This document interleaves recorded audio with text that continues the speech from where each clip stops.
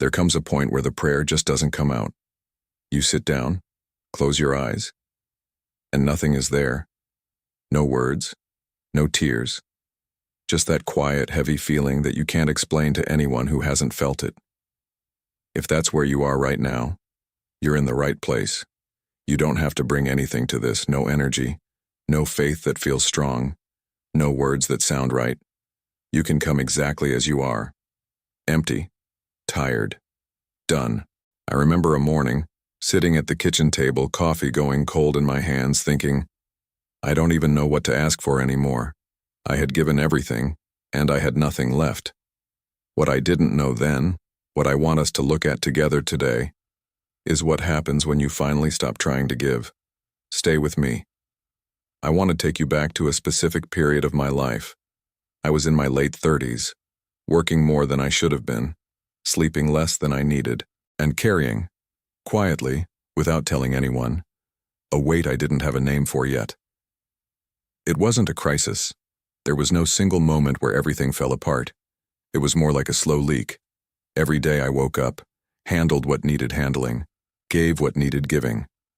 And every night I went to bed a little more empty than the day before. I remember one morning, a Tuesday I think, because the trash truck had already come and gone, and the street was quiet again. I was sitting at the kitchen table. Kids were still asleep. The house hadn't started yet. Coffee in my hands, going cold because I kept forgetting to drink it. And I had my Bible open in front of me. Same spot I sat every morning. Same habit I'd kept for years. But that morning I just sat there. Couldn't pray. Couldn't read. Couldn't find the words or the want. Just a man at a table, staring at a page, feeling further from God than he'd felt in a long time. What I didn't understand then was why. I was showing up. I was doing the thing. But something was missing, and I couldn't tell if the problem was me, or my faith, or something I'd done wrong somewhere along the way. That question is what followed me out of that kitchen, and it got heavier before it got lighter. The mornings kept coming. Same chair, same table, same Bible open in front of me. But something had shifted, and I couldn't put my finger on what. I started noticing that I was delaying. I'd pour the coffee, wipe down the counter, check my phone, anything to push back that moment of sitting down.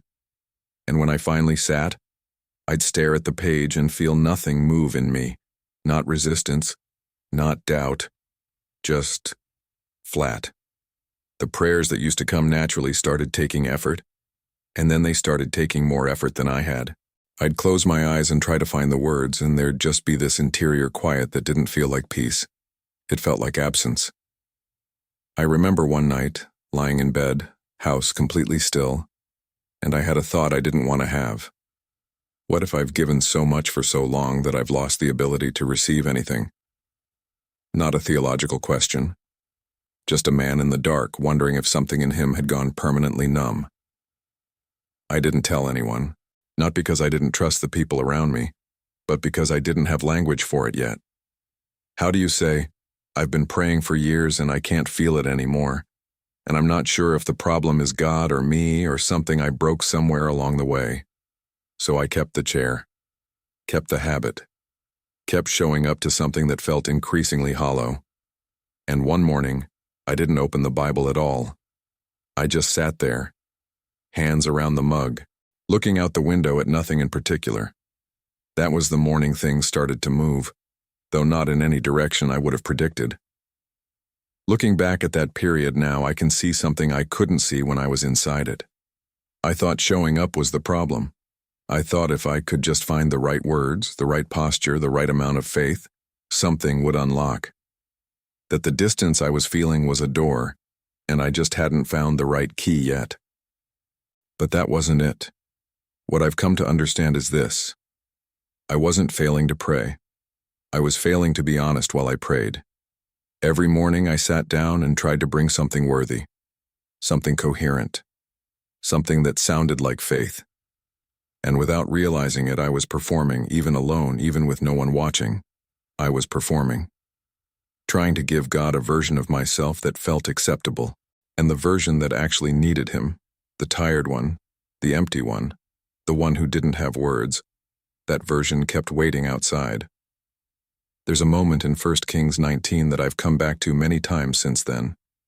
Elijah, after one of the most extraordinary things God had ever done through him, collapses under a tree and says, "It is enough. I have had enough, Lord. Take my life." He doesn't pray a prayer of faith. He doesn't gather himself and try again. He just falls down, exhausted, done. And what does God do? He doesn't correct him. He doesn't tell him to try harder. He lets him sleep. And then he feeds him.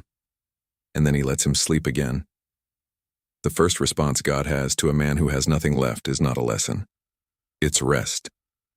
I think a lot of us have been taught, quietly, without anyone saying it directly, that we have to show up to God at a certain level, that our prayers need to be coherent, our faith needs to be present, our hearts need to be in the right place before we can really be received.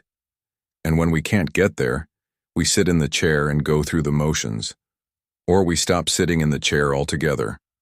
What I learned slowly, and only because I ran out of other options, is that the version of you that has nothing left is not a version that needs to get better before it comes to God. It's exactly the version God is waiting for. You don't have to be ready, you just have to show up. That sounds simple. And in a way it is. But when you're sitting at a table at 6 in the morning with a cold cup of coffee and no words and no feeling, simple is the only thing that can reach you. I hadn't fully understood that yet when I was living it. I was still trying to find the key. And then something happened that took the door off its hinges entirely. It happened on a Thursday morning. I remember because my youngest had school and I'd already dropped her off and come back to the house, and the house was completely empty, quieter than usual. And I sat down at that table again. Same chair, same habit. But that morning I didn't open anything. I don't know if it was a decision or just the absence of one. I just didn't reach for the Bible, didn't close my eyes to try to form a prayer. I put my hands around the mug and I looked out the window and I said out loud, to nobody and to God at the same time, I don't have anything today, not as a prayer, not with any expectation, just as a fact. The most honest sentence I'd said in months. And then I just sat there. 5 minutes, maybe 10, not trying, not performing, not waiting for anything in particular. Just present, empty and present. And somewhere in that stillness, I can't tell you exactly when, something shifted. Not a voice. Not a feeling of electricity or warmth the way people sometimes describe. It was quieter than that. More like, the absence of the weight I'd been carrying suddenly became noticeable. Like a sound you've been hearing so long you stopped registering it, and then it stops. And the silence itself feels different. I sat there for a long time after that. Not because I was afraid to move, because I didn't want to lose whatever that was. And I kept coming back to one thing. I hadn't done anything. I hadn't prayed better, or believed harder, or finally found the right posture or the right words. I had done less than I'd ever done. I had brought nothing, literally nothing. And something had met me there. I didn't have language for it that morning. I just knew that what had just happened was the opposite of everything I'd been trying to do, and that the trying, all that effort, all that performance, all that showing up with something in my hands, had been the thing standing between me and exactly this. That realization didn't come all at once, but it started there, in a quiet kitchen, with cold coffee and no words and empty hands. And what it taught me, slowly, over the weeks that followed, is the thing I most want to give you today.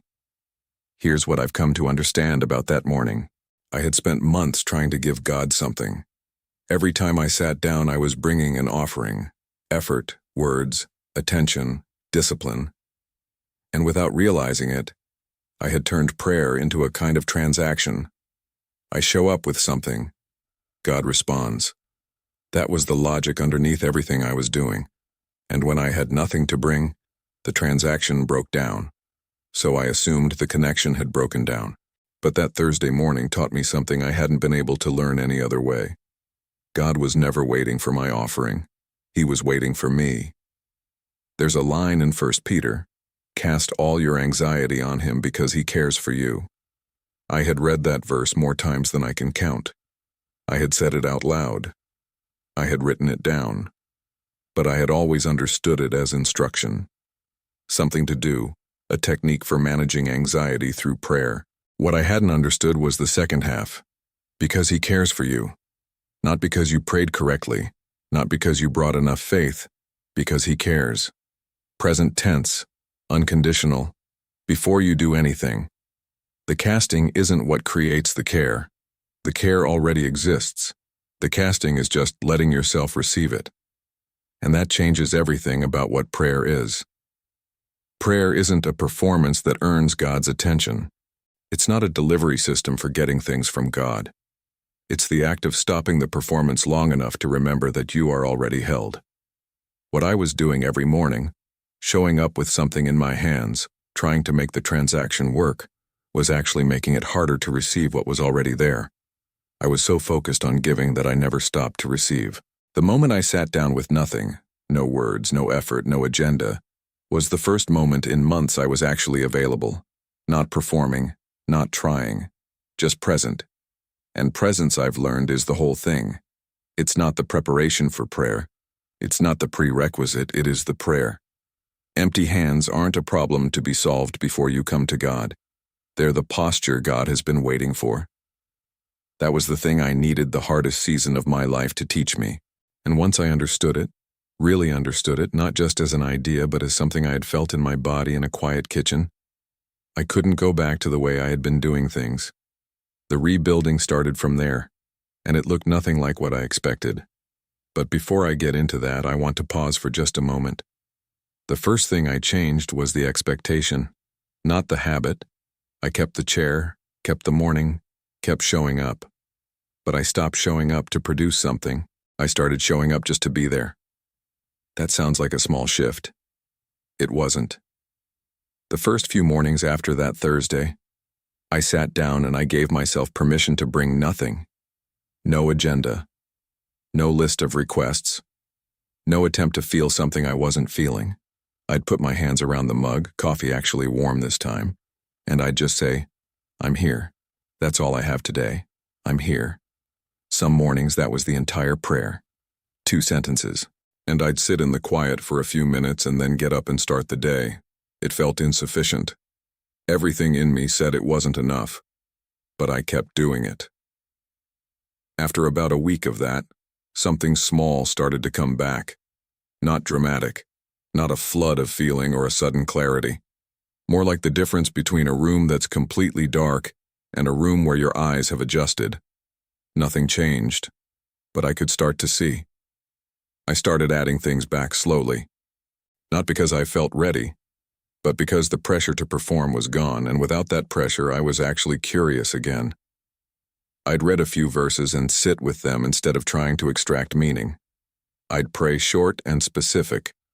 One thing, honestly felt, instead of a list of things I thought I should be praying for. I remember one morning I was praying for my daughter.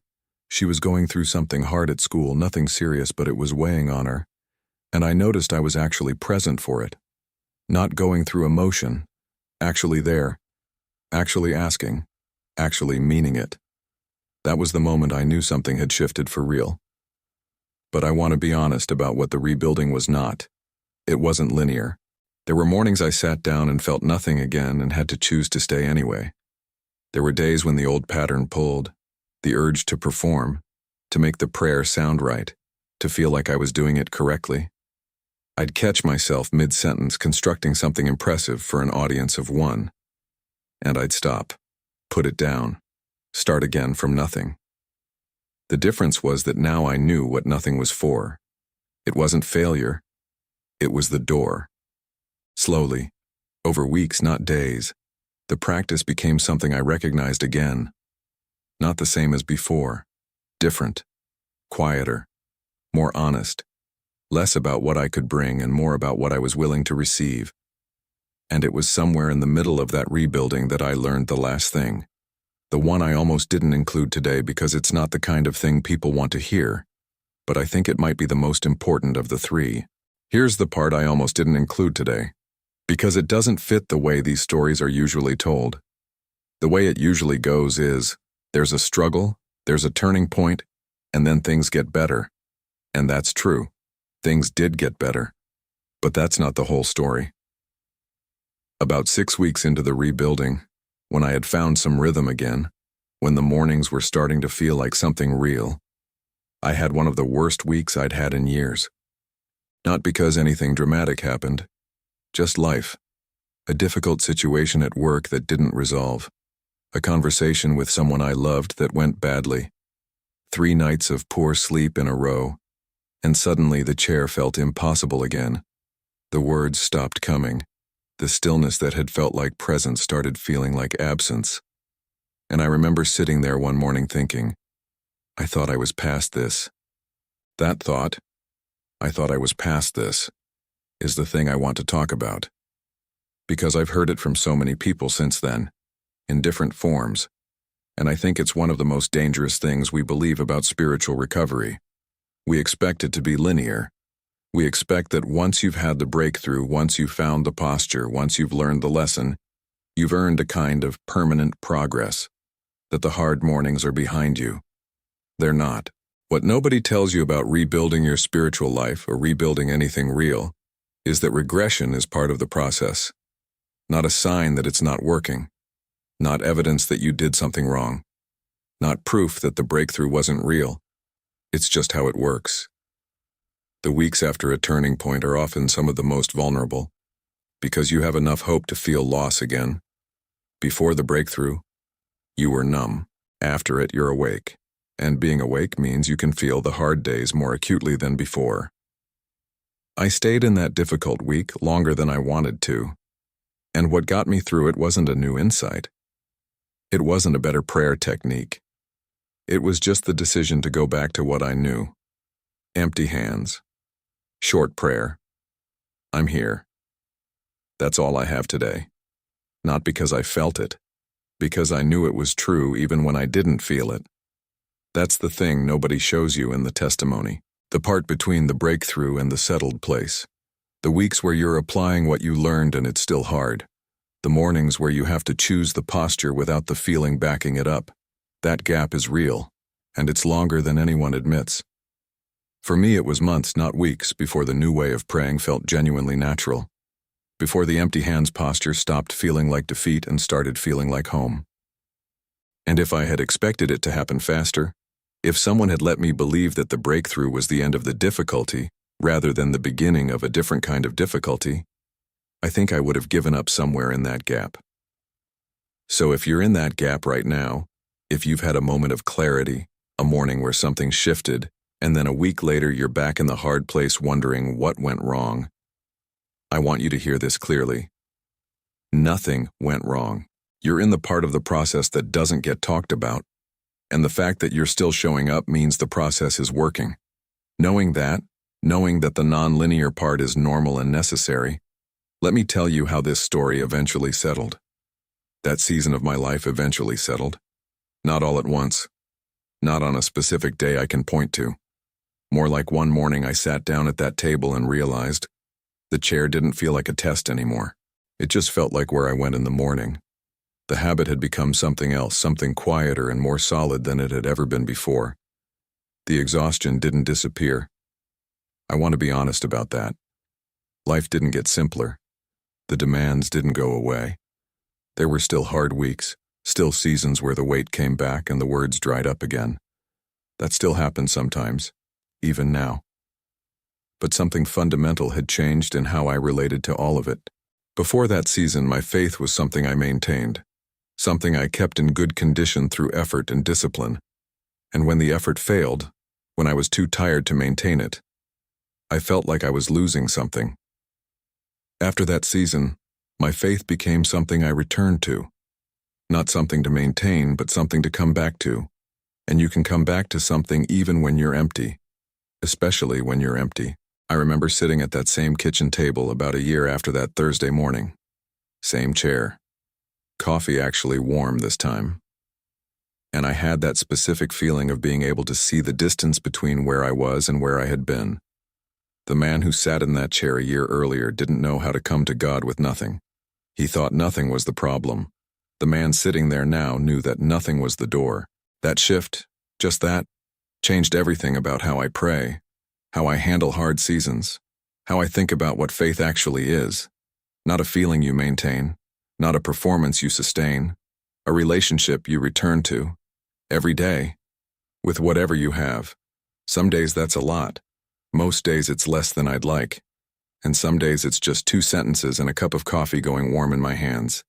And that's enough. I know now that that's enough. I'm not sitting here telling you I arrived somewhere perfect. I'm telling you I found something real. Something that held when everything else felt like it was slipping. And something that I could find again even on the days I lost it. That's what this season gave me. Not resolution, not the absence of difficulty, but a way back that I trust now. Because I've had to use it more times than I can count. I told you all of this not because my story is remarkable. It isn't. It's the story of a man who got tired and got honest and found that honesty was closer to God than all his best efforts had ever been. But the reason I told it is this. Everything I learned in that kitchen belongs to you too. The 3 lessons that came out of that season don't live in my story. They travel. And I want to hand them to you directly now, in a way you can actually use. You don't have to sit in that kitchen. You don't have to lose months to exhaustion before any of this becomes available to you. That's why I told you the story.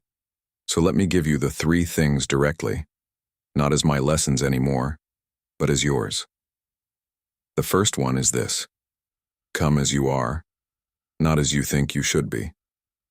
Whatever version of you showed up today, tired, distracted, empty, going through the motions, that version is welcome. You don't have to get yourself into a better condition before you come to God. The condition you're in right now is the starting point, not an obstacle to the starting point. In practice, this means stop waiting until you feel ready to pray. You may never feel ready. Come anyway. 2 sentences. 1 minute. I'm here. That's all I have. That counts. That's real. That's enough to begin. The second one, trade the effort for presence.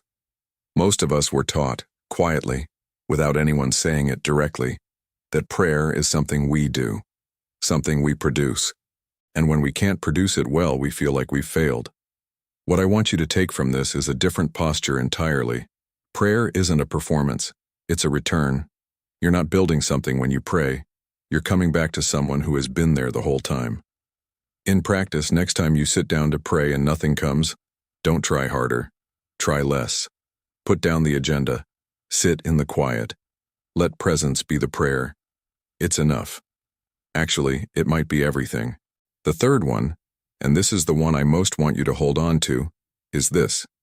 The hard days after a good day are not failure. They're the process. If you take anything from what I shared today, and you try it, and something shifts, and then 3 days later, the weight is back and nothing feels different, please don't conclude that it didn't work. That's the gap. That's the part nobody shows you. And the way through it is not a new insight or a better technique. It's just returning. Again, with whatever you have, even if what you have is nothing. Especially if what you have is nothing. If you only do one thing with what you heard today, just one, let it be this. Tomorrow morning, before the day starts, before the list begins, before you've had time to feel ready or not ready, sit down somewhere quiet, put your hands around something warm if you have it, and say, out loud or in your heart, I'm here. I don't have much today, but I'm here. That's it. That's the whole thing. You'd be surprised what meets you in that space. You came here today carrying something. I don't know exactly what it is, but you know. And I want you to know that the weight you've been carrying doesn't disqualify you from what God has for you. It might be exactly what brought you here.